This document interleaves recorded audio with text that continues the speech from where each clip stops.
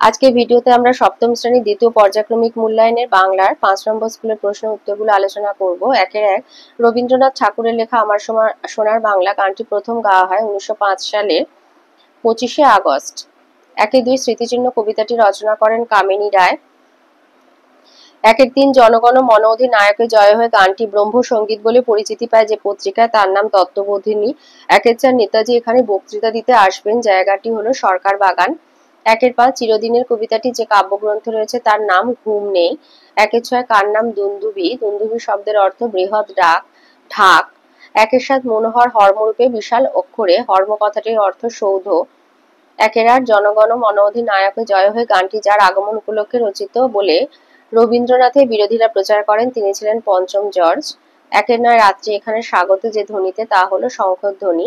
একের দশ। কাজী নজরুলের গান, প্রবন্ধটির লেখক হলেন রামকুমার চট্টোপাধ্যায়। একের এগারো। ওরে রামা ছুটে আয়, নিয়ে আয় লণ্ঠন।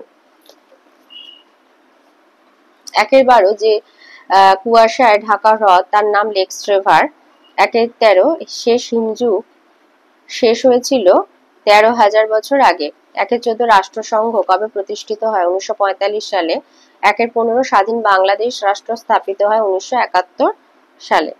দুইয়ের একে দিয়েছে স্মৃতিচিহ্ন কবিতাটিতে কবি কাদের কথা কেন মানুষ চিরকাল স্মরণে রাখে বলেছেন? এটা আমি একটা পুরনো ছায়া প্রকাশনী থেকে দিচ্ছি, তাই উত্তরটা একটু লিখে নেবে। এখান থেকে এতটা। মানুষের হৃদয় ভূমিকে অধিকার করে যারা নিজেদের আসন প্রতিষ্ঠা করেছিলেন, তাদের রাজকীয় ঐশ্বর্য ছিল না, বরং তারা ছিলেন দরিদ্র। ধনী মানুষের মতো রত্নখচিত সৌধ কিংবা অট্টালিকা নির্মাণের ক্ষমতাও তাদের ছিল না। তবু সময়ের সঙ্গে সঙ্গে আরো উজ্জ্বল হয়ে উঠেছে তাদের নাম আর কীর্তি। আসলে পৃথিবীতে সবচেয়ে মূল্যবান হলো মানুষের কাজ, এবং সেই কাজের মাধ্যমে এবং তারা মানুষের মনে চিরকাল স্মরণীয় হয়ে আছেন। দুই দুই বলেছে চিরদিনের কবিতাটিতে গ্রামীণ মানুষের জীবনযাপনের যে ছবি পাওয়া যায় তা নিজের ভাষায় লেখো। কবি সুকান্ত ভট্টাচার্যের চিরদিনের কবিতায় গ্রামীণ মানুষের জীবনযাপনের নিখুঁত চিত্র ফুটে উঠেছে। আলোচ্য কবিতায় মূলত কৃষিকাজের সঙ্গে যুক্ত মানুষ, অর্থাৎ কৃষকদের জীবনযাপনের সঙ্গে সঙ্গে কামার কুমোর তাঁতি সমাজের জীবন সংগ্রামের কথা উল্লেখিত হয়েছে। গ্রামীণ কৃষিজীবী মানুষের কর্মধারা নিরন্তর চলেছে। ওরা চিরকাল টানে দাঁত ধরে থাকে হাল। ওরা মাঠে মাঠে বীজ বনে পাকা ধান কাটে। তারা অত্যন্ত গরিব। পচা জল আর মশার কামড় তাদের নিত্য সঙ্গী। কৃষিকাজের সঙ্গে সঙ্গে তাদের গবাদি পশু পালন করতে হয়, কারণ চাষের সঙ্গে লাঙল, হাল, বলদ প্রভৃতি বিষয়গুলো জড়িয়ে আছে। কৃষকরা মাঠে ফসল ফলায়। ফসল ফলানোর জন্য তাদের অক্লান্ত পরিশ্রম করতে হয়। কখনো কখনো প্রাকৃতিক দুর্যোগ তাদের ফসল ফলাদি নষ্ট করে, তবু তারা আবার নতুন উদ্যম নিয়ে উৎপাদনে লেগে পড়ে। ১৯৪৩ খ্রিস্টাব্দে বাংলার বুকে নেমে আসে ভয়ঙ্কর দুর্ভিক্ষ। প্রচুর মানুষ দিশাহারা হয়ে চারিদিকে ছোটে একমুঠো ভাতের জন্য। কোনো রকমে তারা বেঁচে থাকে। তারপর আবার নতুন আশা বুকে নিয়ে সোনার ফসল ফলাতে শুরু করে। বাংলার কৃষক বধূরা যেন বঙ্গমাতার আর এক রূপ। তারাও কঠিন পরিশ্রম করে ঢেঁকিতে ধান ভাঙে, ঘরকন্নার কাজ করে, সন্ধ্যাবেলায় প্রদীপ জ্বালায়, গরু বাছুর পালন করে। কৃষকরা ছাড়াও পল্লী বাংলায় আরো নানান পেশার মানুষ বসবাস করে, যেমন কামার কুমোর, তাঁতি প্রভৃতি সম্প্রদায়ের মানুষ। কামারেরা দা, কাঁচি, কোদাল ইত্যাদি চাষের প্রয়োজনীয় জিনিস তৈরি করে। কুমোর মাটি দিয়ে নানা রকম জিনিস তৈরি করে, আর তাঁতি কাপড় বুনে মানুষের লজ্জা নিবারণে সাহায্য করে। এভাবে গ্রামীণ মানুষেরা কঠোর পরিশ্রম করে বেঁচে থাকে। দুয়ে তিনেতে দিয়েছে কোন প্রশ্নগুলি পড়ে নোটবই কবিতাটিকে তোমার কবির খেয়ালি মনের কল্পনা বলে মনে হয়েছে? কবিতাটিতে অনেক প্রশ্ন খেয়ালি মনের কল্পনা বলে মনে হয়েছে, যেমন গরুকে কাতুকুতু দিলে গরু কেন ছটফট করে, ঝোলা গুড় সাবান না পটকায় দেয়, তেজপাতায় তেজ কেন, লঙ্কায় ঝাল কেন, পিলে চমকায় কেন, নাক ডাকে কেন ইত্যাদি।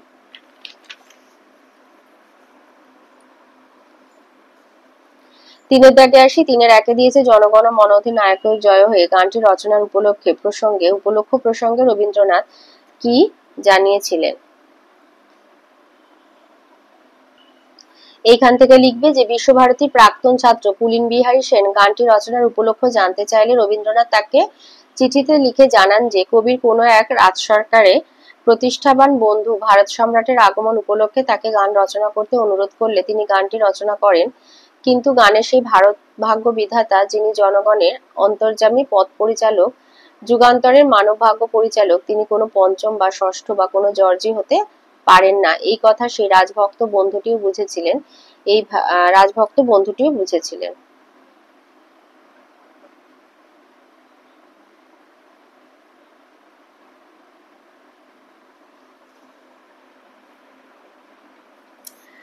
আচ্ছা, এটা প্রথম থেকেই লিখে দেবে, কারণ এখানে বিরোধিতা হয়েছিল।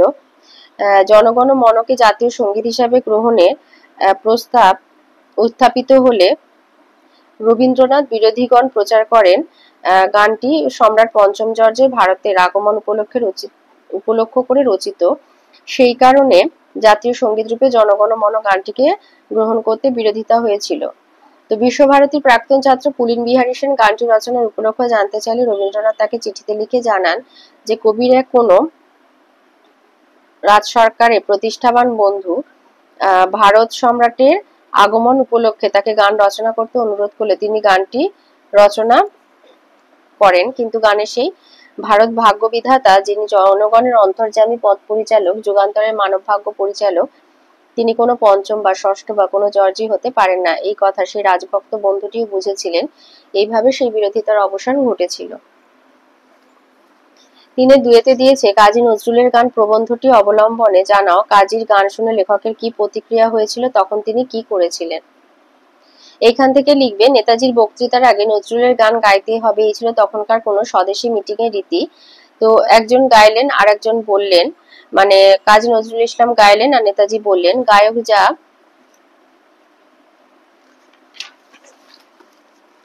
গান গাইলেন তা শুনতে শুনতে লেখক দেখলেন সবাই একেবারে স্তব্ধ হয়ে গেছে। তিনি বুঝলেন কাজীর গান কি জিনিস। মুখ ভর্তি পান নিয়ে গলায় বাঁধা হারমোনিয়াম বাজাতে বাজাতে কাজী নজরুল গাইছেন। এই ছবি লেখক পরেও দেখেছেন। তবে জীবনের প্রথম দেখা যে কোনো ভালো জিনিসই মনের মধ্যে গেঁথে যায়, তাই আজও কাজীদার সেই গান চোখ বুঝলে লেখক শুনতে পান। এখানে বলেছে শুনতে পান, বলেছে লেখকের কি প্রতিক্রিয়া হয়েছিল। তো সেই গান আজও তিনি শুনতে পান, এটাই হচ্ছে প্রতিক্রিয়া। এবার বলেছে তখন তিনি কি করেছিলেন।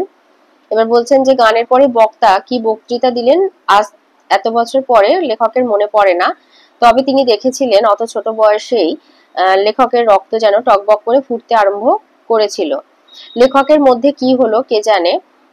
দেখলেন তিনি দেখলেন যে তিনি ছুটছেন, রাস্তা দিয়ে ছুটতে ছুটতে তিনি বাড়িতে চলে এসেছিলেন এবং উত্তেজনাকে কমানোর জন্য টেনে নিয়েছিলেন তার প্রিয় সঙ্গী তবলাকে এবং ডুবে গিয়েছিলেন তবলার বলে। তিন দিয়েছে মেঘচোর গল্পটি অবলম্বনে অসীমা চরিত্রটির বৈশিষ্ট্য আলোচনা করো। আচ্ছা, এটা একটা পুরনো ছায়া প্রকাশনী। তো এখানে অসীমা চরিত্রটা প্রত্যেকটা বিষয় পয়েন্ট করে দেওয়া আছে বলে এটা আমি বললাম। তো এটা তোমরা স্ক্রিনশট তুলে নিতে পারো বা ভিডিও পজ করে লিখে নিতে পারো। তো গল্পটি থেকে অসীমা চরিত্রের যে দিকগুলি পাঠকের সামনে উন্মোচিত হয়েছে তা হলো এখনো রহস্যময়ী। প্রথমে তিনি নিজের পরিচয় দেন পুরন্দর চৌধুরী 25 বছর আগে হারিয়ে যাওয়া ভাই দিগ্বিজয়ের মেয়ে বলে, অর্থাৎ সম্পর্কে তিনি পুরন্দরের ভাইজি। পরে অবশ্য বোঝা যায় নিজের উদ্দেশ্য চরিতার্থ করার জন্যই বাধ্য হয়ে তিনি নিজের পরিচয় গোপন করেছিলেন। জ্ঞানী, আমেরিকার হার্ভার্ড বিশ্ববিদ্যালয়ে তিনি ইতিহাস নিয়ে গবেষণা করছেন। ইতিহাসের বাইরে ভূগোলে এবং কম্পিউটারে তার দক্ষতা ছিল ঈর্ষা করার মতো। তাই আগে থেকেই তিনি রকেটটিতে এমন প্রোগ্রামিং করে রেখেছিলেন যাতে রকেটটি বায়ুমণ্ডলের উপরে উঠে যেতে পারে। নীতিবোধের কারণেই অসীমা পুরন্দরকে জানিয়েছিলেন অন্য কোনো বিজ্ঞানীকে জব্দ করা কখনোই একজন বিজ্ঞানীর কাজ নয়। যুক্তিবোধ, কার্পভের মেয়ে অসীমা ভালোভাবেই জানেন যে লেক্স রিভারের জল শুকিয়ে ফেলে বিশাল আয়তনের জলভরা মেঘ তৈরি করলে পৃথিবীর ভারসাম্য অনিবার্যভাবেই লঙ্ঘিত হবে।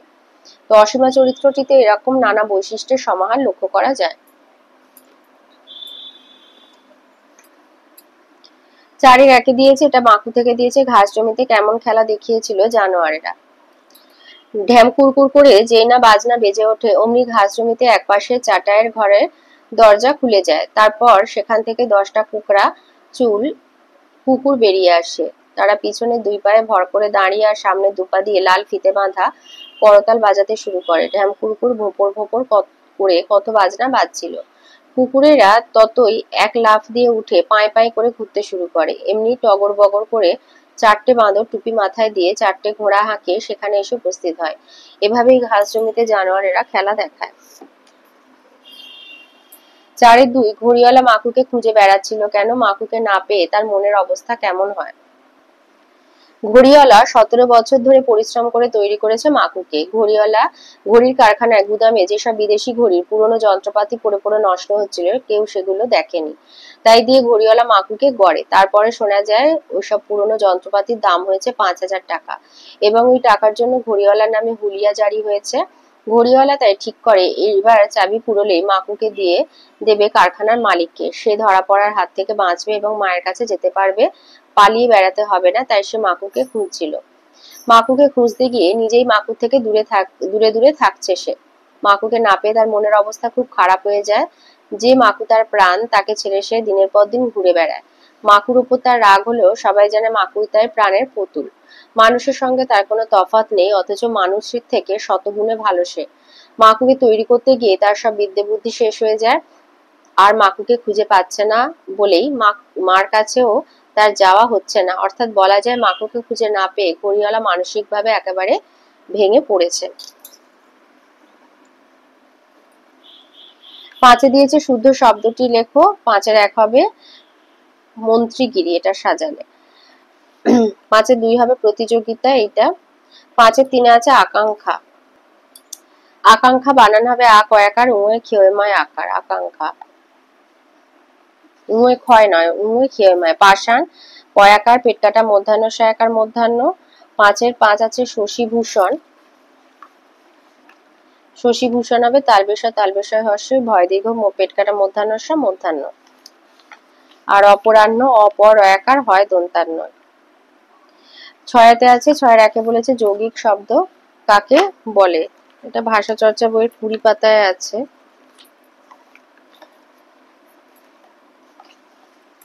এই যে শব্দের অর্থ প্রকৃতি প্রত্যয়ের সম্মিলিত অর্থ থেকেই পাওয়া যায় তাকে যৌগিক শব্দ বলে, যেমন স্মরণীয়, গায়ক। 6-2 আছে রূঢ় শব্দ কাকে বলে।